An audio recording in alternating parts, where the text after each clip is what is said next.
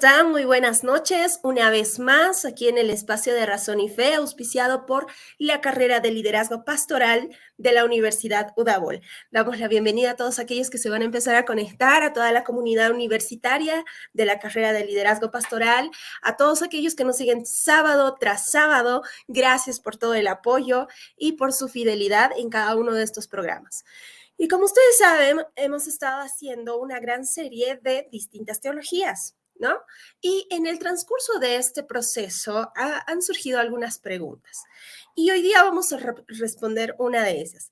Primero, algunos se sorprendieron de cuántas ramas teológicas existen, y existen bastantes, y cada una, claro que aporta bastante al conocimiento que ya tenemos. Así que vamos a responder esta pregunta con un invitado muy especial esta noche, que ya nos ha estado visitando aquí en el espacio de la universidad y también en este espacio de Razón y Fe. Vamos a darle la bienvenida, por favor, al profe Néstor Díaz, que ya es prácticamente nuestra visita de la casa, así que vamos a estar resolviendo una de las preguntas que han surgido en todo este proceso. Pero, profe, tal vez un saludo, algo para todos los que nos van a estar escuchando esta noche. Bueno, para mí es un gozo y un placer estar aquí con ustedes, como 4 días o 3 días después de mi cumpleaños. Así que me siento bien. Creo que está excelente y es una bendición poder compartir contigo. No, muchas gracias a usted, profe, por aceptar la invitación. Y quisiera preguntarle, profe, primero que nada, una pregunta antes de tocar la temática en sí. ¿Por qué el cristiano en general debería estudiar teología? Mira, muy buena pregunta.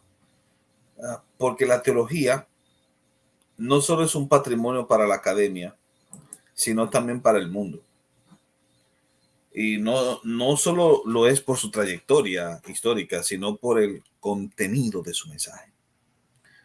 La teología tiene como objetivo directamente que tengamos una comprensión de quién es Dios y cómo nosotros nos relacionamos con Él.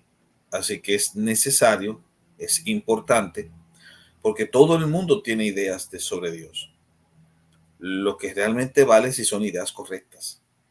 La teología lo que hace es corregir los entuertos de una idea falsa y equívoca de Dios y proveernos, en base a su contenido, una mejor apreciación de quién es Él.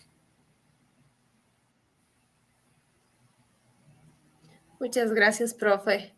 Entonces, nosotros como universidad también creemos que es muy importante el estudio teológico, no solamente para aquellos líderes, pastores o personas que están ejerciendo algún cargo dentro de las entidades eclesiásticas, sino para todo cristiano que es responsable con su fe, justamente para poder ejercer una fe más objetiva, más correcta y, ¿por qué no?, fundamentarnos mucho más, ¿no? Teníamos una pequeña discusión recientemente sobre cómo la fe y la razón están totalmente divorciadas, pero no es tanto así. ¿Qué opina usted de eso, profe? No, claro, por supuesto que no.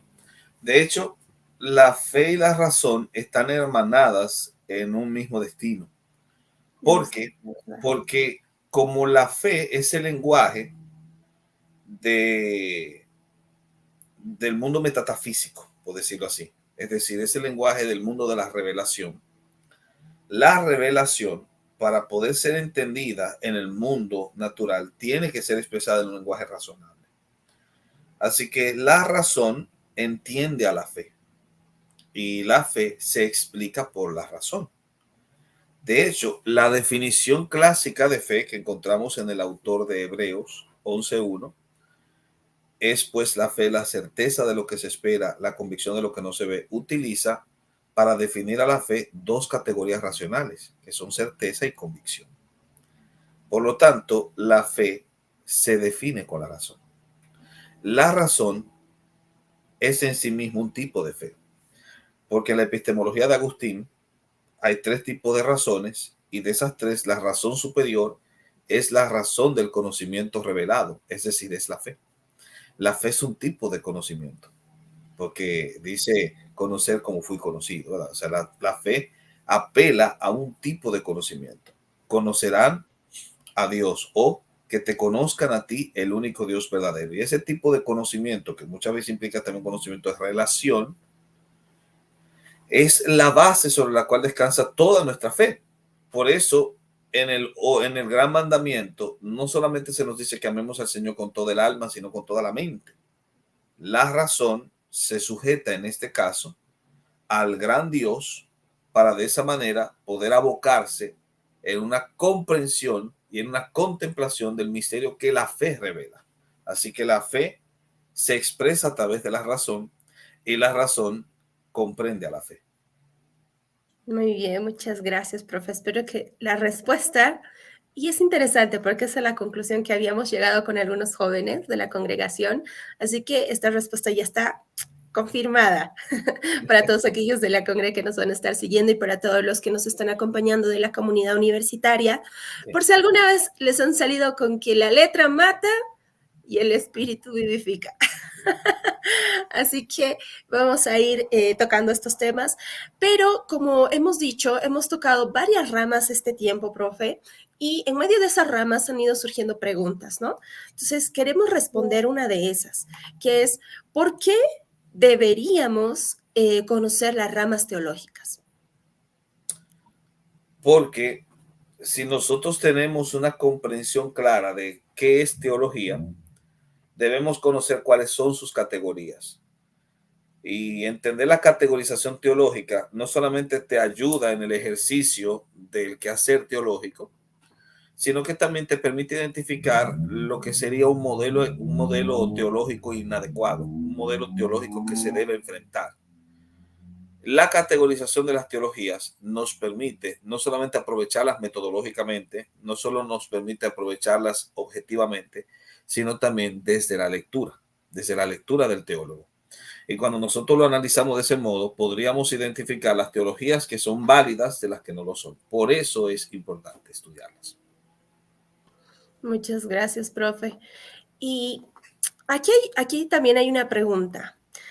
Mientras nosotros hacíamos este proceso de exponer distintos tipos de teología, hemos estado viendo la teología sistemática, la teología bíblica, la teología dogmática, la teología histórica, hemos estado viendo, hemos llegado a tocar incluso lo que son las confesiones de fe, porque entre cada programa surgían preguntas, ¿no? Entonces, pero vemos que hay muchas más áreas de la teología, ¿no?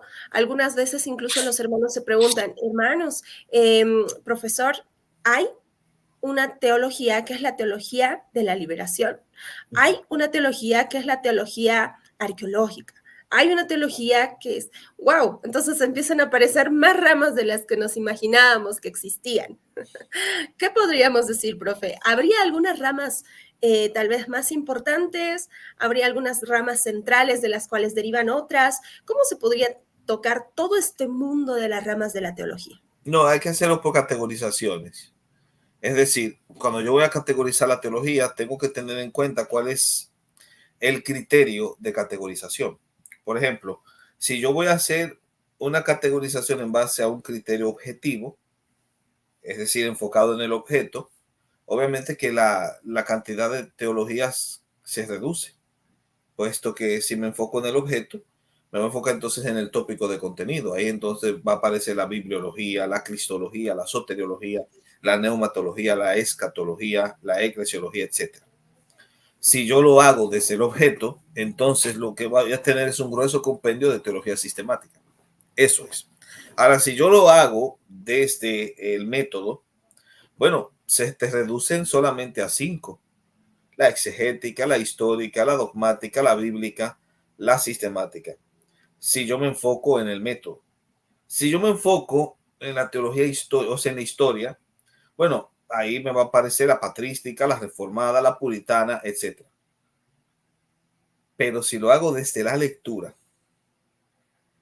el criterio desde la lectura solamente te reduce las categorías a 2, que serían las teologías de las realidades celestes, como dice mi buen amigo Juanji, o las teologías de las realidades terrestres. Y en la teología de las realidades terrestres es donde se amplía el abanico, porque se hace desde la lectura. Una feminista hace una lectura y genera una teología feminista. ¿Ves? Un Black Lives Matter hace una lectura y te da una teología de la negritud. O un ecologista te hace una teología verde, se llama así, teología verde, la teología de ambientalista. Y hay un libro ahí, por cierto, que se publicó hace mucho, de un francés que se llamaba así, teología verde. Si yo soy de izquierda, puedo generar una teología de la liberación, ¿verdad? Si soy de derecha, una teología del evangelio pleno. Si soy LGBT, una teología queer, y así sucesivamente. De hecho, desde la lectura se hacen muchísimos marcos teológicos que no son del todo negativos.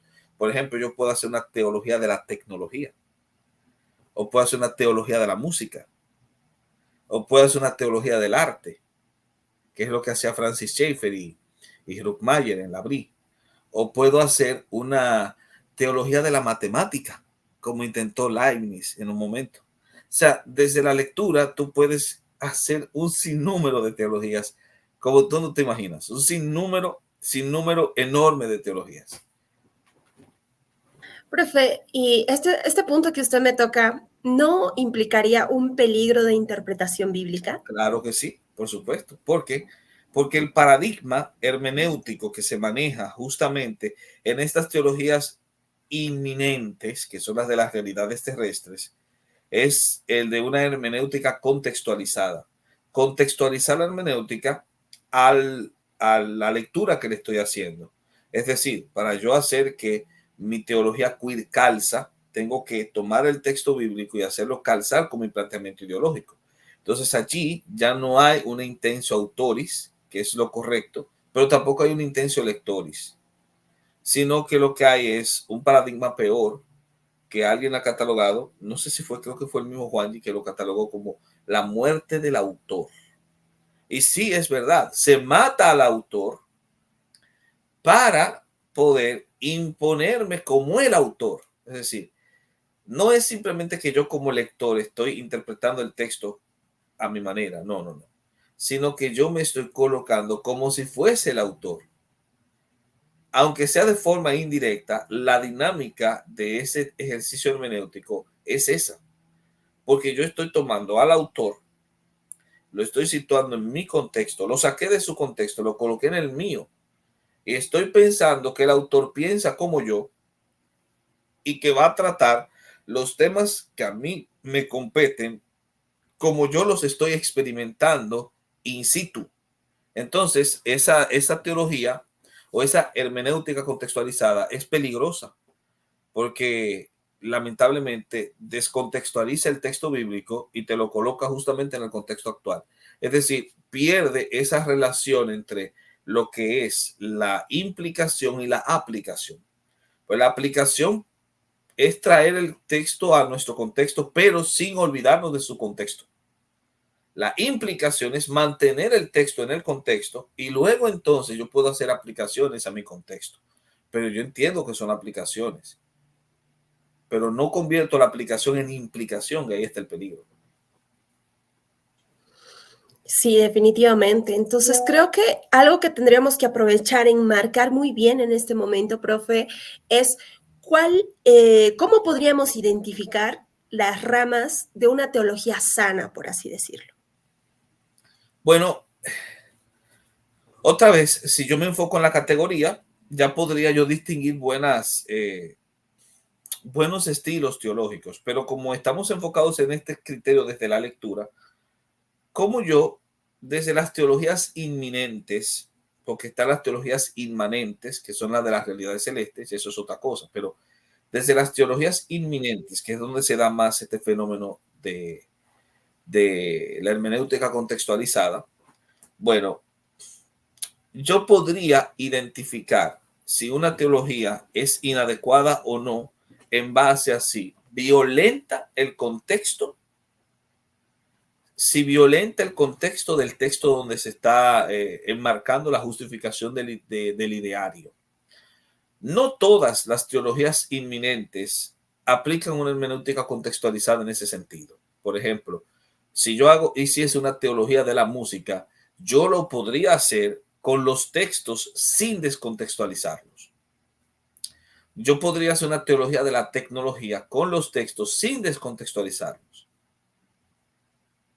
Incluso yo podría hablar de una teología ambiental con los textos sin descontextualizarlos.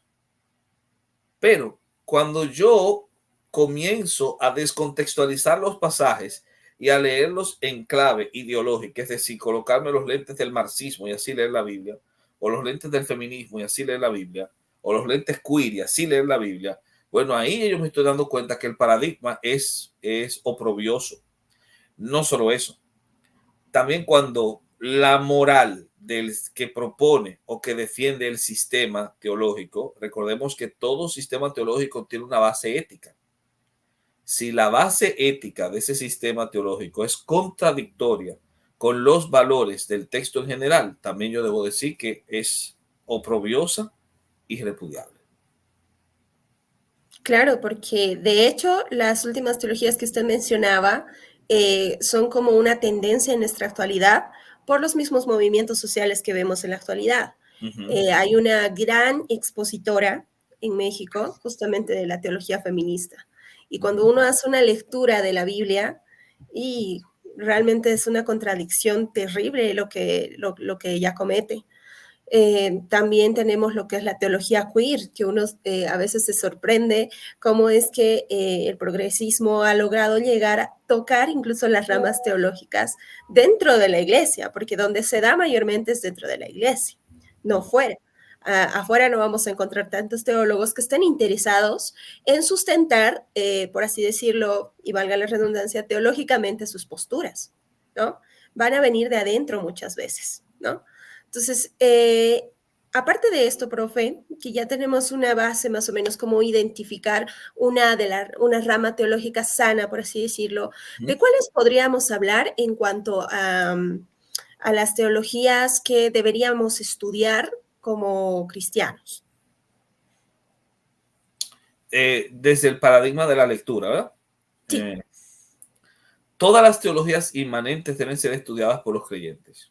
Es decir, todas esas teologías que están referenciadas a las realidades celestes, ya sea la teología apofática, la catafática, o sea, cualquiera que tenga que ver con lo inmanente debe ser estudiada. Ahora, con lo inminente, yo creo que debemos estudiarlas todas. ¿Por qué? Porque con algunas podemos sacarle provecho a nuestro enriquecimiento de la aplicación del texto a los problemas actuales, pero a otras hay que estudiarlas para combatirlas simplemente. Entonces, yo debo leer todos los marcos teológicos, tanto los que hacen una hermenéutica correcta como aquellos que justifican la eisegesis. Y al saber la diferencia entre uno y otro, ya yo sé para qué voy a leer unos y para qué voy a leer los otros. Pero yo creo que todas deben ser leídas y estudiadas en cierto modo. Creo que para llegar a este punto, profe, que estoy en lo que yo estoy totalmente de acuerdo, es necesario leer todo para tener un buen conocimiento y no terminar sacando, ¿cómo se puede decir? Juicios a priori de algo que no conocemos, ¿no? Incluso para poder defenderlo bien. Pero para esto creo que se necesita una base, primero que nada. Hay hermanos que por diferentes razones se resisten mucho a querer estudiar o a querer profundizar un estudio en hermenéutica, un estudio teológico básico, se resisten bastante. Lastimosamente, son los mismos que a veces llegan a esta clase de teologías a través de libros, ¿no? A través de algunos libros. Entonces, creo que algo muy importante es tener buenas bases en lo que es la hermenéutica, por ejemplo, ¿verdad? Porque Sí. cuando uno va a hacer el ejercicio de la lectura y de conocer estas distintas teologías, va a poder discernir, ¿no? Entre lo que realmente aplica a lo que dice la Biblia y entre lo que no dice la Biblia, pero le están haciendo decir a la Biblia, por así decirlo, a través de Sí. estas teologías. Entonces, creo que lo primero que nada es poder tener esa base, ¿verdad? Entonces, ¿cómo podría comenzar alguno que esté interesado en poder estudiar estas ramas teológicas? Porque hemos visto que son muchas y quién sabe, van a seguir apareciendo desde No, las claro. los Bueno, paradigmas. la respuesta a esa pregunta subyace mucho en el peligro que representan. Es decir, ¿Cuál es el peligro que representan las teologías inminentes que se dan desde una lectura eisegética del texto? Bueno, sobreenfatizar la contextualización oscurece el significado. Ese sería como el peligro mayor. Si el peligro es que al sobreenfatizar la contextualización del texto a mi momento actual oscurece el significado, bueno, pues la solución es volver al contexto. Biblia en contexto, como dice el pastor Winston. O leer la Biblia con los ojos de Cristo, al decir mi amigo Juan. ¿Por qué? Porque el mismo Jesús nos proveyó el modelo. ¿Cuál fue el modelo que Jesús proveyó? En Lucas capítulo 24, versículos 27 y 32. 27, les abrió todas las escrituras y les mostró desde Moisés hasta los profetas todo lo que tenía que pasar y todo lo que pasaría el Mesías. Todo el contexto. Todo el contexto. O como Pablo diría, Hechos 20:27, todo el consejo de Dios. Se lo presentó a los discípulos de Maús. ¿Y qué efecto generó eso? Versículo 32 de Lucas 24. Ardía el corazón cuando nos abría las escrituras. Eso es lo que genera. O sea, arde el corazón cuando te encuentras con la palabra de Dios en todo su contexto. Y así como Pablo lo va a entender cuando le escribe a Timoteo, allá en 2 Timoteo 1:13, de retén la forma de las sanas palabras. Es decir, el esquema de las sanas palabras que de mí oíste. Porque la lectura total y no atomista del texto bíblico es la solución a cualquier teología inminente que, partiendo de una atomización del texto bíblico, termina justificando garrafadas. Totalmente, profe. No, es importante y tenemos que entender esto. Eh, Nuestro tiempo en el que estamos viviendo es un tiempo donde la misma iglesia o el mismo cristianismo está siendo perseguido y atacado de distintos puntos. Incluso como lo que pasaba en el tiempo de la iglesia primitiva. ¿Qué pasaba? Que habían personas que se infiltraban en la iglesia con nuevas enseñanzas, entonces el ataque era tanto de dentro como de fuera. Y Sí. yo creo, profe, usted me va a corregir o no, o lo va a corroborar, pero creo que estamos en ese mismo peligro en nuestra actualidad justamente porque no estudiamos, porque no tenemos estas bases principales. Muchas veces aparece algo nuevo y como decía una de las cartas, que la gente ya tiene comezón por escuchar algo nuevo, ¿no? Uh-huh. Y muchas de estas ramas teológicas que usted nos estaba presentando, desde el punto de vista que le quiere dar el lector, justamente son esas nuevas enseñanzas o esas nuevas corrientes, tendencias o modas que pueden infiltrarse en la iglesia. ¿Y cómo nosotras la vamos a distinguir si es que no tenemos un estudio previo o si no la sabemos identificar como tal, ¿no? Y creo que también ahí podríamos ver la importancia de por qué conocer todas las ramas teológicas. Uh-huh. No podemos desechar una u otra. Si bien es cierto que no vamos a ser especialistas en todas, Es verdad. porque eso sería casi imposible ser No nos trae la especialista en vida. todas, sí, sí tendríamos que tener por lo menos un parámetro para poder identificar todo esto, ¿no? Uh-huh. Recordemos que las ramas teológicas ahora no solamente están saliendo de la academia como tal, están saliendo justamente de movimientos, de lobbies, están saliendo de nuevos, qué sé yo, nuevas revelaciones y aparecidos por ahí que hay que tener mucho cuidado. Entonces, creo que ahí está un poco de la importancia, o tal vez el punto principal de la importancia del por qué conocer las ramas teológicas. Sí, yo creo que sí, y concuerdo contigo, Jessy, en que es imposible conocerlas todas a cabalidad. Lo que sí podría ser que de acuerdo a tu perfil y de acuerdo a tu interés y tu objetivo, tú puedes tener, primero, una idea general de todas, que eso es muy importante, y segundo, especializarte en aquellas en las cuales tú te sientas más identificado. Creo que se puede especializar incluso partiendo de las distintas categorías. Es decir, yo podría ser un experto en cristología que sería una categoría teológica desde el objeto, y al mismo tiempo ser un experto en exégesis o en dogmática. Bueno, en cristología en dogmática, que sería en un segundo criterio bajo el método, yo podría ser un experto en patrística al mismo tiempo, ¿Y en historia? siendo un experto en, siguiendo una categoría histórica, y también yo podría ser un experto en teología apofática desde la lectura. Entonces yo podría hacerme experto en varias de esas áreas, no en todas, pero por causa de la categoría, las categorizaciones que hacemos, yo podría especializarme en cada una de esas áreas y al mismo tiempo dedicarle un estudio especial, si es mi interés, a, por ejemplo, la teología queer. Ujú. Quiero enfrentar eso. Creo que como que esas conexiones son posibles, siempre y cuando la persona entienda que debe enfocarse en especializarse no en todas las áreas, sino en aquellas hacia las cuales siente más inclinación. Porque si no lo hiciese de ese modo, entonces se cumpliría en la triste sentencia de que se convirtió en aprendiz de todo, Y maestro. exacto. Muchas gracias, profe. Tengo una pregunta. En cuanto a las distintas ramas teológicas, yo sé que ha sido progresivo, ¿no? Que ha sido el proceso progresivo en cuanto a las apariciones Sí, de sí. las distintas ramas teológicas, pero ¿qué influencia tuvo en la historia de la iglesia, por ejemplo, las ramas teológicas? Ah, bueno, claro, mucho, porque, por ejemplo, en la edad, bueno, en la época de oro de la patrística, que es la edad media temprana, predominaban estas dos escuelas de interpretación que eran la de Antioquía y la de Alejandría, literal y simbólica o alegórica.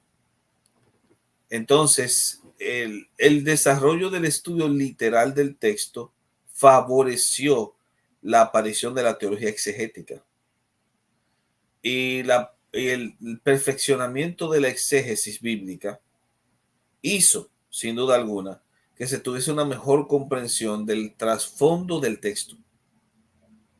Y eso en muy temprana época. Ahora, la alegorización del texto permitió el desarrollo de una mejor comprensión de elementos dogmáticos y una explicación a través de la especulación del logos que se dio en las escuelas alegóricas, una mejor explicación de ciertos fenómenos que son trascendentes y que yo no los puedo estudiar simplemente con el contexto histórico. Es decir, la teología apofática, la teología catafática, el análisis de las personas de la Trinidad, etcétera. Todo eso surge por la especulación que se desarrolla a la luz del acercamiento que se hizo a la alegoría. Y eso en sí es bueno. O sea, permitió el desarrollo de cierta dogmatización más amplia, que cuando se concatenaba con el trasfondo histórico, en vez de verse como opuestos, sino como complementarios, permitió que se tuviese una mejor comprensión de lo que la revelación de Dios indicaba.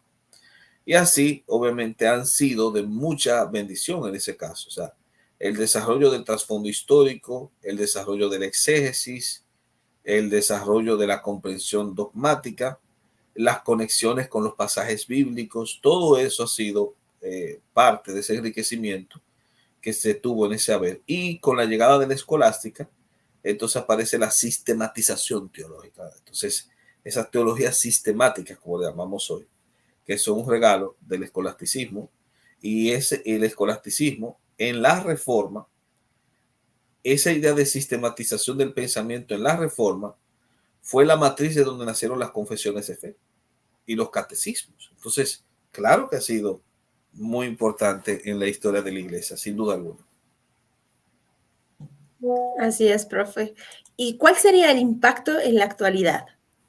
En la actualidad, muchísimo, porque aparte de que permite la construcción de esquemas teológicos que permitan explicar los fenómenos actuales, también te proveen marcos de solución. Es decir, el teólogo no solamente se sienta a entender el por qué, sino el qué puede hacer. Porque la teología tiene un elemento práctico, que es su parte ética. Entonces, desde la ética cristiana se proveen modelos de solución que pueden servir para aquellos que desde una lectura eisegética incorrecta, quieren justificar males que deben ser combatidos desde la ética cristiana. Y yo creo que ahí está el punto de quiebre, o lo que llamamos el giro teológico en este caso. Es que tú tengas a un abortista que quiere hacer una teología del aborto. ¿Entiendes? Para Y hacer de una... hecho hay, Claro. de que Para no se hacer... sorprendan. No, Hay claro. personas que han llegado a justificar bíblicamente que no está mal el hecho de terminar con la vida de un inocente dentro del lugar más seguro donde debería estar. Así que Claro. hay gente que ya lo ha hecho. Sí, entonces imagínate que esta persona quiere hacer una teología del aborto. Para poder hacer una teología del aborto, mínimo que tiene que torcer el brazo a los textos bíblicos. Es decir, tiene que hacer una lectura eisegética. ¿Cómo yo combato eso? Con exégesis. Con traer el texto al contexto y demostrarle que esa persona está hablando de estupideces. Y decirle que el texto bíblico le está autopapeando. O que con ese texto que está citando, el mismo texto le golpea en la boca. Porque sin duda alguna no está leyendo bien, está demostrando su ignorancia supina en lo que tiene que ver con el manejo de los recursos exegéticos de las escrituras. Entonces, por supuesto que ese tipo de marcos teológicos actualmente, o sea, ese tipo de ejercicio teológico actualmente es útil. ¿Por qué? Porque te permite combatir toda lectura exegética que por sobreenfatizar la contextualización termina oscureciendo el significado. Por supuesto que sí. Y tiene un mandato apologético incluso. O sea, el yo conocer y estudiar teología, que fue lo que tú me preguntaste, las distintas teologías, el por qué es importante conocer es porque es un mandato apologético. Porque toda propuesta teológica que oscurezca el significado del texto a favor de un marco ideológico negativo y que contradice las virtudes de la moral cristiana, bueno, tiene que ser combatida y denunciada. Totalmente de acuerdo, profe. Y de hecho es nuestra labor y nuestra tarea, no solamente como líderes, como teólogos, no, es nuestra tarea como cristianos, porque ya son Sí, problemas que nosotros los estamos afrontando día a día. Y me vuelvo a remontar en lo que pasaba en la iglesia primitiva. También se enfrentaban con esta clase de problemas. También se enfrentaban con esta clase de problemas, ¿no? En totalmente. cuanto a las interpretaciones, en cuanto a las enseñanzas, en las nuevas doctrinas, el torcimiento de las escrituras, ¿no? Entonces, son cosas que ha pasado desde el principio de la historia de la iglesia. Uh Pero -huh. como nosotros sabemos, los tiempos cambian, pero la esencia de la palabra jamás va a cambiar. Eso es lo que tenemos que tener en claro. La palabra no va a cambiar. Porque Dios es inmutable, entonces su palabra tiene que ser inmutable. Amén. Así que lo que cambia son nuestros tiempos, ¿no? Entonces recordemos que ni siquiera es un cambio, no hay nada nuevo bajo el sol. Es como que las antiguas herejías, por ejemplo, que se cometían en el tiempo de la iglesia primitiva, son las mismas que ahora se presentan con otros nombres. Pero Claro. es por el mismo contexto histórico actual que nosotros estamos viviendo. Y ahí es el punto clave de la importancia de que nosotros debemos conocer las ramas teológicas. Y como el profe explicaba, son bastantes, ¿no? Son bastantes, pero aquí lo que nosotros queremos animar y exhortar a todos los hermanos es que no se cierren al estudio. Profe, usted alguna vez tal vez ha escuchado que en algunas distintas iglesias o denominaciones, ¿no? Se promueve mucho de no estudies filosofía porque te va a contaminar, no leas esto porque te va a confundir, ¿no? Uh Entonces, -huh. ¿qué podríamos decir de esto? Bueno, las personas tienen que entender que la teología va de la mano con la filosofía. Es decir, para yo poder tener una mejor comprensión del marco esquemático que la teología trabaja, bueno, yo necesito la filosofía como una herramienta necesaria. De hecho, ni siquiera como herramienta, puesto que el lenguaje de la teología toma prestado conceptos de la filosofía. Es decir, la filosofía le cedió o le dio a la teología el lenguaje con el cual se describe. Ese lenguaje descriptivo es propio justamente de lo que la filosofía desarrolla, y el ejercicio especulativo que la teología tiene bebe de de la dinámica sobre la cual se desarrolla el quehacer filosófico. Entonces, sin duda alguna, sí se necesita, y quien dice que no, obviamente ignora lo que implica el estudio teológico. Una universidad o un seminario que no provee en su pensum un, un estudio filosófico, lamentablemente no puede ni siquiera hacer apologética. O sea, la apologética, para desarrollarse y para yo pensar como buena apologeta, necesito conocer filosofía. Entonces, si no lo hago así, entonces mi apologética se convierte en polemismo, no en apologética. Así que lo necesita sin duda alguna. Y, y para poder entender el significado y valor, tiene que desmitificarse también. La mayoría de los mitos que se tienen hacia la filosofía es porque nacen de la ignorancia. Entonces, ¿cómo es posible que un seminario pueda hacer un ejercicio correcto de capacitación de la gente que ingresa a él si no enseña a desmitificar esos temores que se tienen a la filosofía, y si él mismo los preserva? Entonces no es un buen seminario, no es un buen centro de capacitación. Claro que se necesita el estudio filosófico. Y hay una anécdota que a mí me ocurrió cuando yo daba clase de filosofía en la universidad. Recuerdo que había una hermana que ella era líder en su congregación y ella estaba estudiando teología porque quería hacer un buen trabajo en su congregación. Y ella me confesó que ella había pospuesto el estudio de la materia de filosofía en una introducción a la filosofía que le daban a todos los teólogos. Ella la había pospuesto porque ella tenía temor de que la filosofía le hiciera cuestionar su fe. Y por eso la había pospuesto. Al final la tomó porque era obligatorio, si no, no se podía graduar. Y le faltaban solamente 3 materias para entrar en tesis. Y esa era una. Yo di mi filosofía, yo había creado un contenido que comulgaba muy bien con la idea de que los hermanos que estudiaban teología pudiesen ver a la filosofía no como una rival, sino como una hermana. Y ella al final me comentó y me dijo, mire, yo tenía una idea incorrecta de la filosofía, ahora acabo de cambiar esa idea. Y yo le decía, y bueno, yo le dije en esa ocasión, mira qué interesante, en tu Biblia, esa que tú tienes bajo el brazo, en tu Biblia, hay un manual de filosofía que se llama Eclesiastés. Es un tratado de filosofía existencial. El primer tratado de filosofía existencial que se haya escrito jamás. Es un manual filosófico. En tu Biblia. La filosofía no es enemiga del teólogo. O la razón. Son mucho menos. La razón enemiga de la fe. Creo que son cosas que hay que ir desmitificando porque justamente eso es lo que pasa. Si nos damos cuenta, profe, justamente estas teologías que vienen de lo inmanente, ¿qué es? Justamente son filosofías. Son filosofías que si nosotros no sabemos entender con una base teológica, podemos caer en el engaño. Sí. ¿No? Entonces, ahí es un punto muy importante del por qué desmitificar esto de la filosofía. Otro, cuando aparecen, hermanos, estas ramas teológicas de esta índole inmanente, como nos explicaba el profe, no es bueno que las hagamos de lado. Creo que no es bueno que las, como se podría decir, satanicemos directamente. Creo que sí es bueno conocerlas, ¿no? Porque, por ejemplo, usted habla de la teología de la liberación.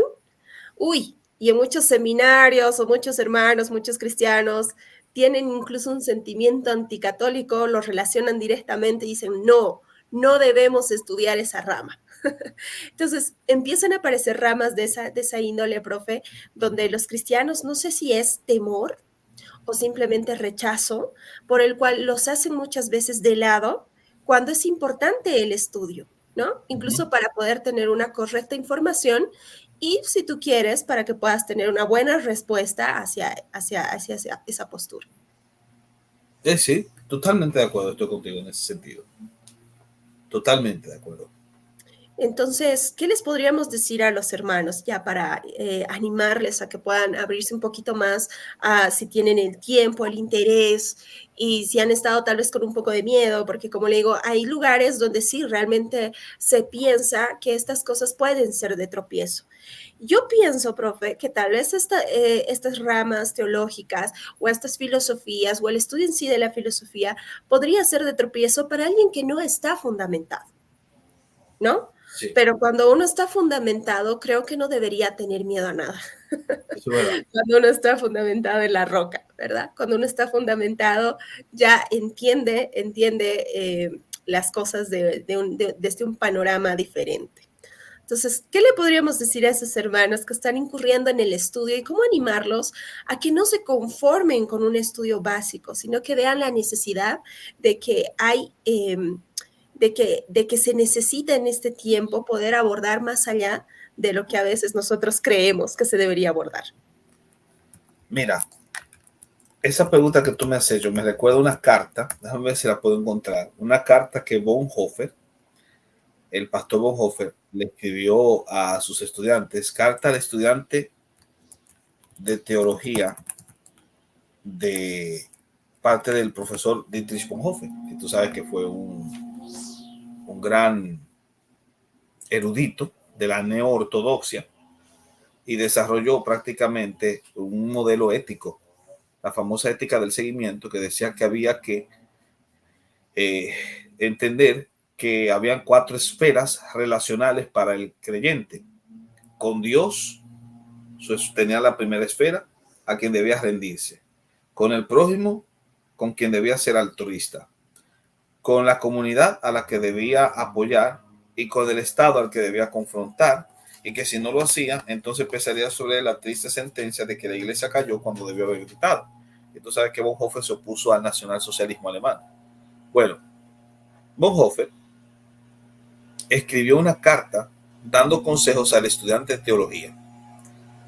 Es una carta que, por cierto, apareció en una colección de escritos de Bonhoeffer y de su epistolario, que fue publicada en el 66.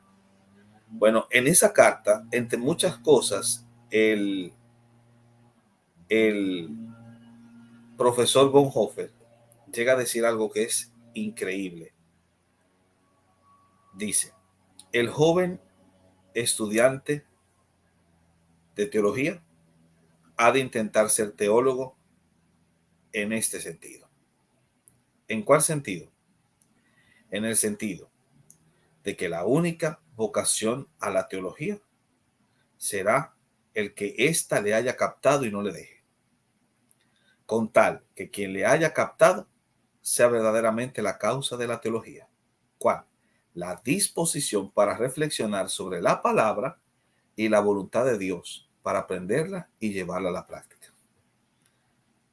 De hecho, decía Bonhoeffer que tú puedes integrar en tu estudio teológico todos los desvelos humanos, filosófico, ético, pedagógico, social, todo lo que le pertenece como hombre. Pues es siendo teólogo como ha de hacerse un hombre pleno. Pero debe saber que el motor de su vida y su pensamiento como teólogo no es la filosofía, la ética, la pedagogía, los problemas sociales, no. Su verdadero motor no es otro más que la pasión de Jesucristo, el Señor crucificado. La vitalidad, y oye estas palabras porque es lo que me lleva a la cita de Bonhoeffer por tu pregunta. La vitalidad de las 1000 aficiones no puede conquistar a la teología. ¿Oíste? La vitalidad de las 1000 aficiones no puede conquistar a la teología. Estar interesado en tantas cosas juntas al mismo tiempo, sino que el teólogo nace cuando el hombre, con todas sus preguntas y su búsqueda, se tropieza con la cruz de Cristo. Y cuando en el dolor de Dios, bajo el odio del hombre, descubre la condena de sus aficiones y de su vitalidad. Aquí se da una transformación que supone el comienzo, dice Bonhoeffer, de la objetividad teológica y que convierte el estudio teológico en una oye bien, audición responsable de la palabra de Dios, en vez de ser un monólogo afirmador de uno mismo o una especie de autoerotismo religioso. Olvido de uno ante aquello que importa por encima de todo.